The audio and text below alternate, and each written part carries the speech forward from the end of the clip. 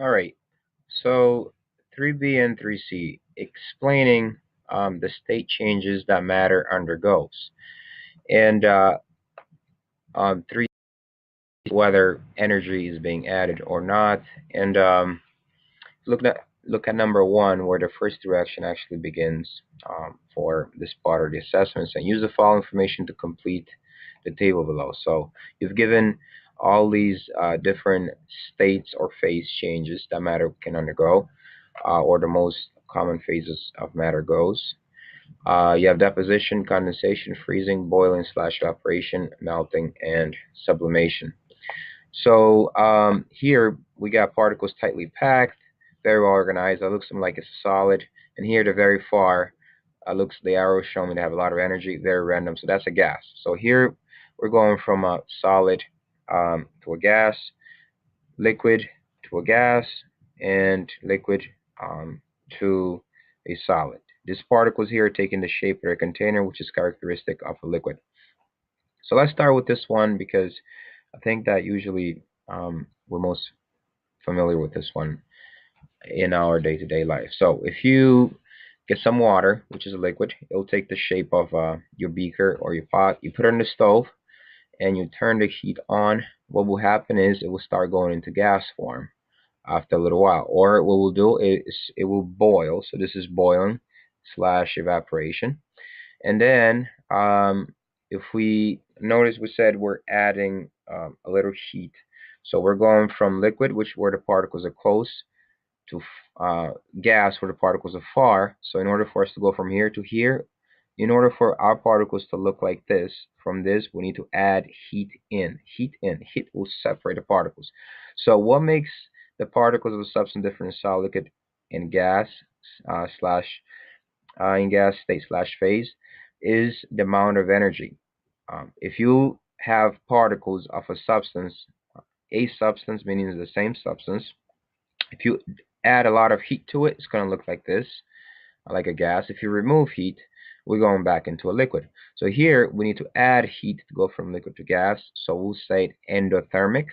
And the opposite of boiling is if you boiling water, when you lift up the lid, you're going to see condensation or water dripping, or water that evaporated or boiled off and then went up into a gas and then condensed on the lid and went back into its liquid form. So the opposite of evaporation slash boiling is condensation. And when we're going from high energy gas to lower energy liquid, we need to remove heat. So we have endothermic here and exothermic, boiling slash evaporation, condensation.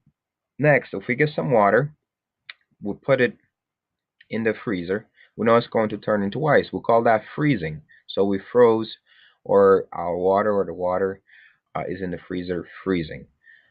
In order for us to freeze liquid water or particles, we need to remove energy.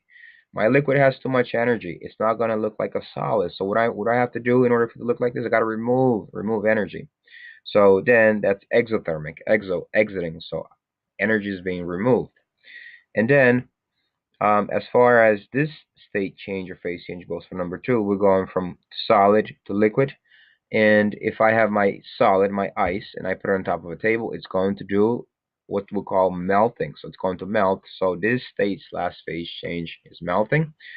And in order for melting to take place, liquid has high energy than solid. So if I'm going from here to here, I need to add some energy to my particles so they can look like a liquid. Lastly, we have the least most common phase change that we're familiar with, which is deposition and sublimation. Deposition might be easier, which is number two here. We're going from gas to solid, so the particles are being deposited, or they're going back together. Then that can remind me of deposition, is depositing and going back. On the other hand, we got sublimation, or particles going up in the air, or going away from each other, from being very well organized, going from a state of organization to a state of chaos, subliming, or going up. Um, and so number one would be sublimation, and number two, deposition.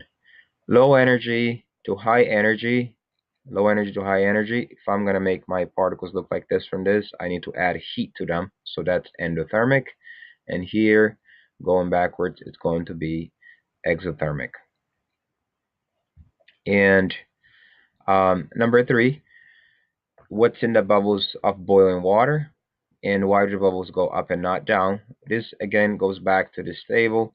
So bubbles of boiling water. When we boil water, it's going from this liquid to gas, or from this to this.